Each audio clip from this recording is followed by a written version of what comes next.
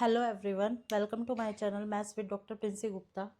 आज हम कुछ प्रीवियस ईयर क्वेश्चंस करेंगे कॉम्पिटिटिव एग्जाम्स के लिए। और ये क्वेश्चंस जो हमने पीछे 6 लेक्चर्स किए हैं उनकी थ्योरी के ऊपर बेस्ड है। ठीक है, तो करते हैं।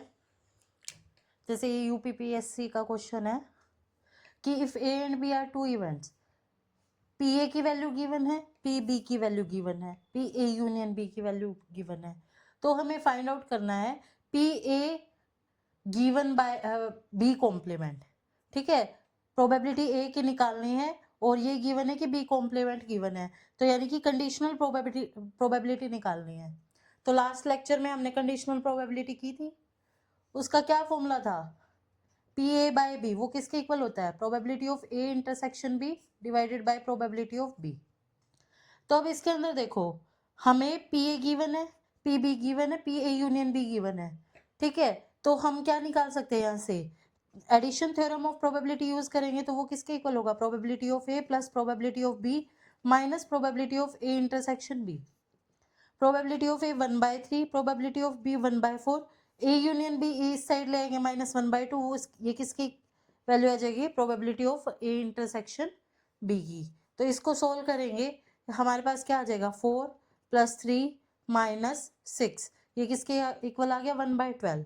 और probability of A intersection B वो किसके इक्वल आ गया? 1/12। और ये किसके इक्वल है? 1/3 × 1/4, जो कि है probability of A into probability of B.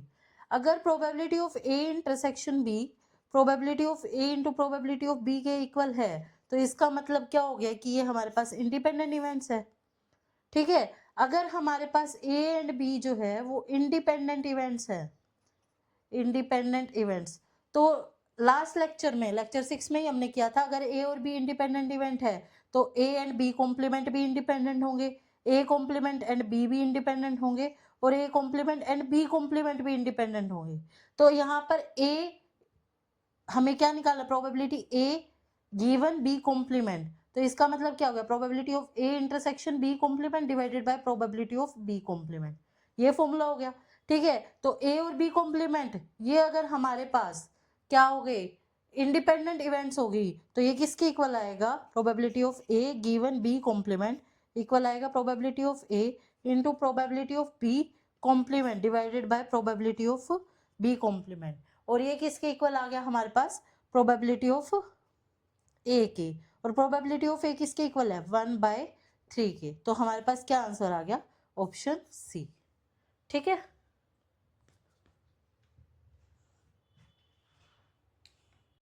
Next question है, if A and B are mutually exclusive events then P A by B find out करना है। ठीक है, कंडीशनल प्रोबेबिलिटी है। ठीक है, कंडीशनल प्रोबेबिलिटी का फॉर्मूला क्या होता है? पी ए बाय बी का P A intersection B divided by P B. ठीक है, तो अब देखो ये फॉर्मूला कब होता है कि पी बी जो है वो हमारे पास नॉट इक्वल टू 0 आना चाहिए। और इसने दे रखा है कि ए और बी जो है म्यूचुअली एक्सक्लूसिव इवेंट है। म्यूचुअली एक्सक्लूसिव इवेंट होने का मतलब क्या है? पी ए इंटरसेक्शन बी जो है वो 0 हो जाएगा, क्योंकि म्यूचुअली एक्सक्लूसिव इवेंट के अंदर क्या होता है कि इंटरसेक्शन जो है वो हमारे पास 5 होता है, और ये इम्पॉसिबल इवेंट होगी। इम्पॉसिबल इवेंट होगी तो इनकी प्रोबेबिलिटी जो है वो 0 होती है। ठीक है, तो probability of conditional probability of A given B वो किसके इक्वल आ जाएगी? 0 के। तो इसका आंसर आ जाएगा सी, ना कि डी। ठीक है, ये कब फॉर्मूला होता है? जब प्रोबेबिलिटी हमें नॉट इक्वल टू 0 गिवन है। ठीक है,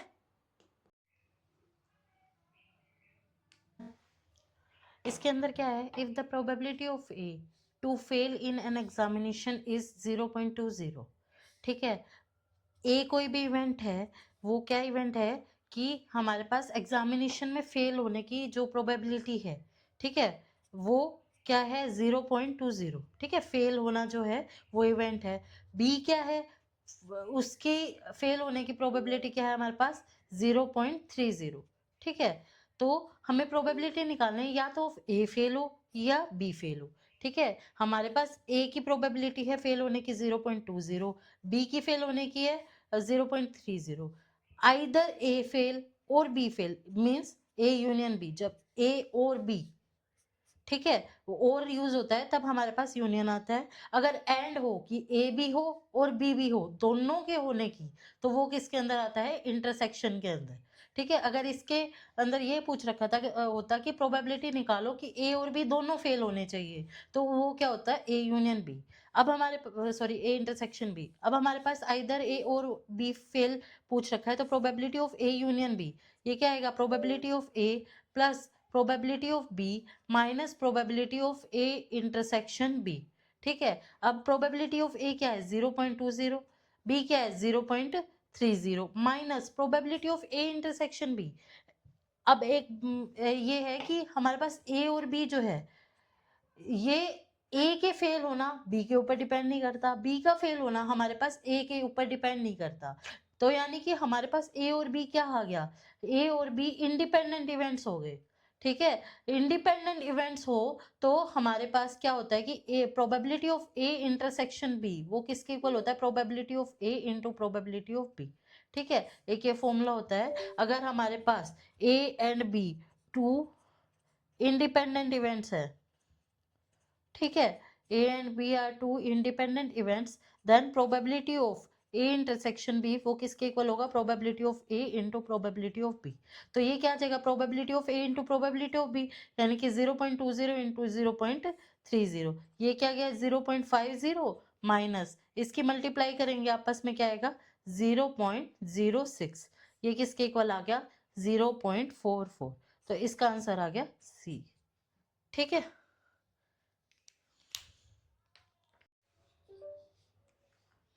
नेक्स्ट क्वेश्चन है, अगर ए और बी दो स्टेटिस्टिकली इंडिपेंडेंट इवेंट है such that probability of B जो है वो हमारे पास twice of probability of A given है, प्रोबेबिलिटी ऑफ ए यूनियन भी 5/8 है, तो probability of A find out करनी है। ठीक है, हमें probability of A union B given है, तो हम एडिशन थ्योरम ऑफ प्रोबेबिलिटी लगाएंगे कि probability of A union B वो किसके इक्वल होता है, probability of A plus probability of B minus probability of A intersection B.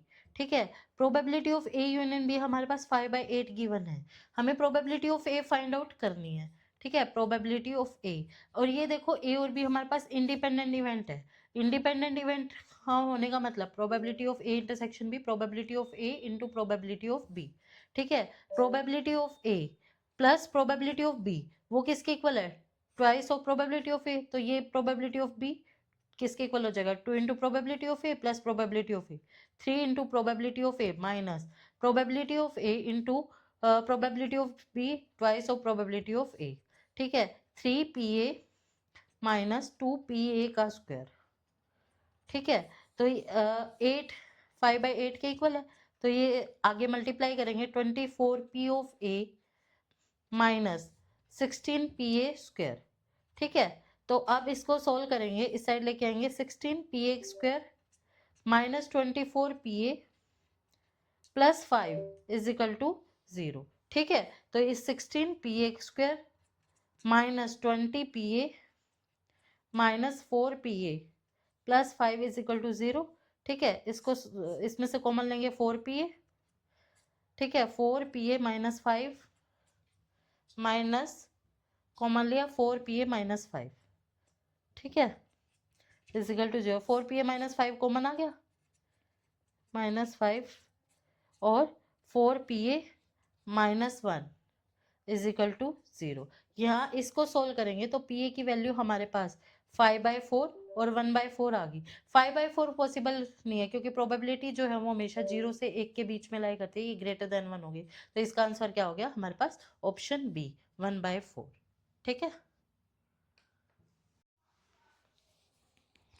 Next question है TGT का क्वेश्चन है, PA की वैल्यू है PB की वैल्यू है, PA complement plus PB complement की वैल्यू निकालना है। बहुत सिंपल क्वेश्चन है, PA कॉम्प्लीमेंट किसके इक्वल होएगा 1 माइनस PA के, और PB कॉम्प्लीमेंट किसके इक्वल होगा, किया था हमने 1 माइनस PB के।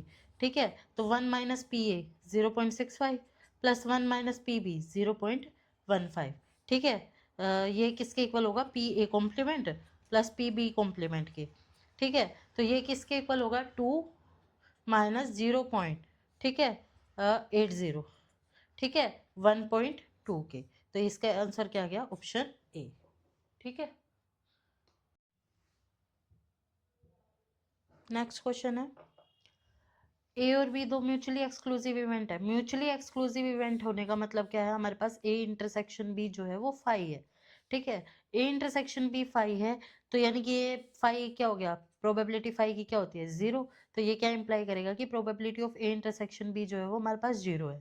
ठीक है, तो इसके अंदर probability of A union B का फॉर्मूला लगाते हैं, तो क्या आता है, P A plus P B minus P of A intersection B.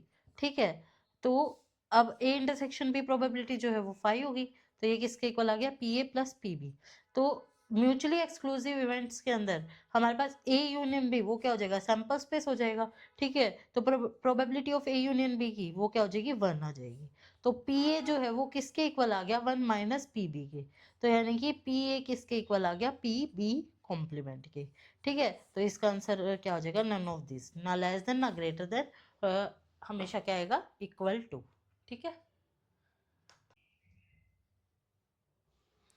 Next question है, प्रोबेबिलिटी ए इंटरसेक्शन बी की क्या है, 1/2 गिवन है।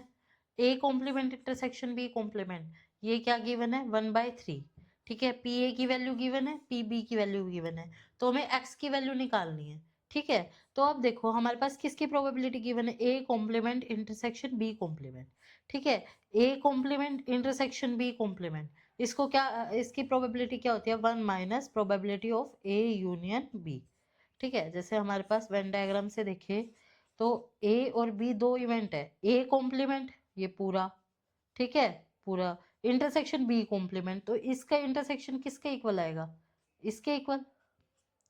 ठीक है, हमारे पास यानी कि A complement intersection B complement, ये किसके इक्वल आया, पूरा का पूरा जो सैंपल स्पेस है, ठीक है, पूरे के पूरे सैंपल स्पेस में से ए यूनियन बी जो है वो माइनस कर दे। ठीक है, ए यूनियन बी।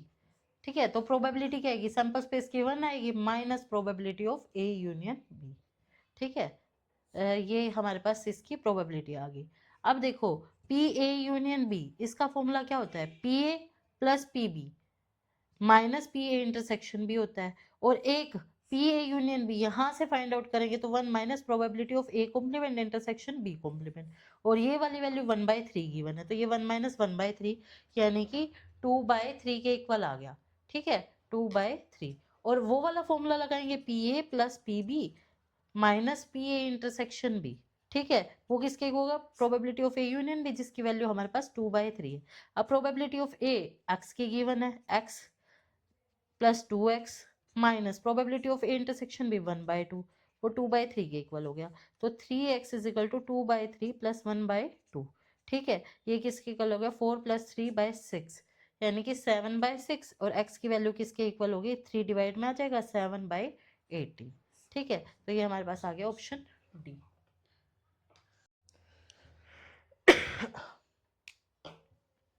नेक्स्ट है, the probability of getting a sum of 9 in the throw of 2 dice, हमने 2 डाइस थ्रो की तो सम जो है वो 9 आ सके। ठीक है, अब देखो डाइस पे 1 to 6 ही वैल्यू आ सकती है। ठीक है, अगर मैक्सिमम वैल्यू 6 हुई, ठीक है, तो सेकंड पे 3 आ गया, 5 हुई तो 4 आ गया। ठीक है, 4 होगी तो 5 आ जाएगा। ठीक है, उसके बाद हमारे पास 3 हुई तो 6 आ जाएगा, अगर 2 हुई 6 भी ले लिया तो नहीं पॉसिबल। ठीक है, तो हमारे पास केसेस क्या हो गए, 6 3 5 4 4 5 और 3 6। ठीक है, तो ये 4 पॉसिबल केस हो गए, फेवरेबल केसेस, यानी कि सम जो है, यानी कि ए अगर हम प्रोबेबिलिटी माने getting sum of 9 on 2 dice.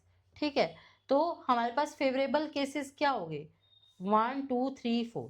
ठीक है, तो हमारे पास favourable cases divided by total number of cases कितने आएंगे, 36, क्योंकि अगर वन पहले थ्रो में 1 आया तो दूसरे थ्रो में 1 to 6 कोई भी पॉसिबल, पहले थ्रो में 2 आया तो 1 to 6, तो ये हमारे पास 6 6 करके 36 जो है वो total number of exhaustive cases हो जाएंगे, तो इसकी प्रोबेबिलिटी हो जाएगी 1/9। ठीक है, इसका आंसर हो जाएगा ऑप्शन ए।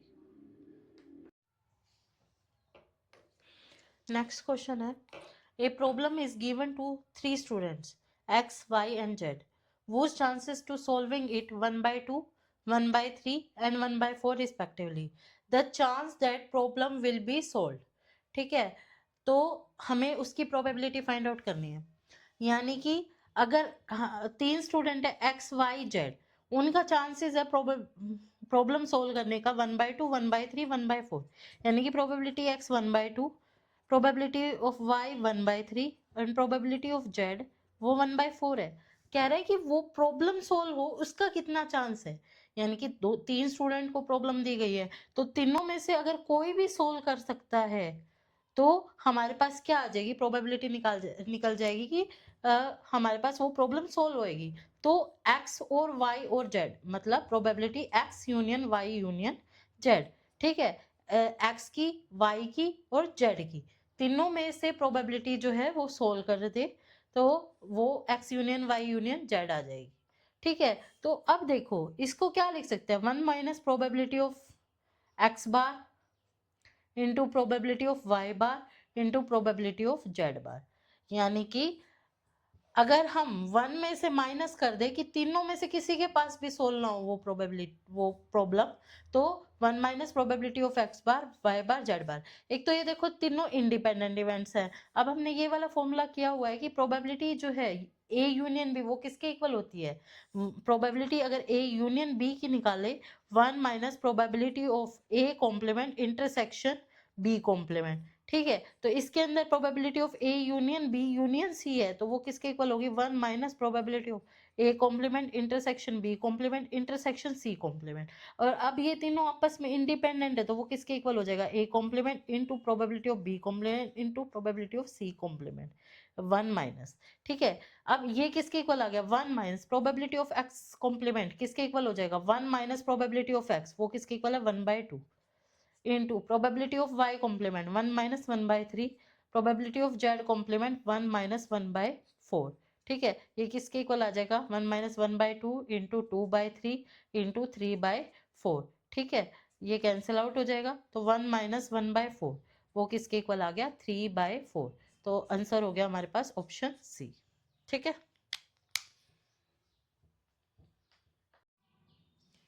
नेक्स्ट क्वेश्चन है,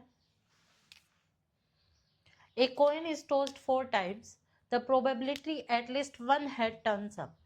ठीक है, तो अब क्या कह रहा है कि कम से कम एक हेड तो आए।